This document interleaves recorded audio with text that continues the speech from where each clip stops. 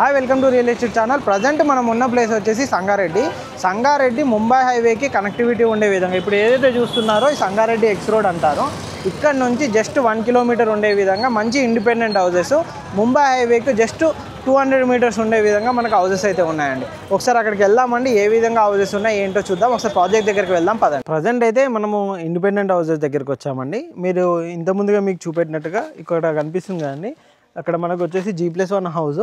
దాని back side మనకు అక్కడ కనుక చూసుకున్నట్టయితే మనకు ముంబై హైవే అనమాట. ఆ హైవేకి ఆనుకొని ఉండే విధంగా జస్ట్ 200 మీటర్స్ కూడా ఉండదని ఆ విధంగా మనకి ఇండిపెండెంట్ హౌసెస్ అయితే కన్స్ట్రక్షన్ అవుతున్నాయి.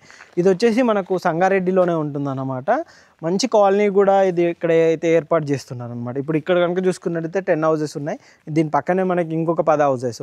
ఆ విధంగా ఇప్పుడు ప్రజెంట్ అయితే 23 నుంచి 25 హౌసెస్ వరకు కన్స్ట్రక్షన్ అయ్యాయి.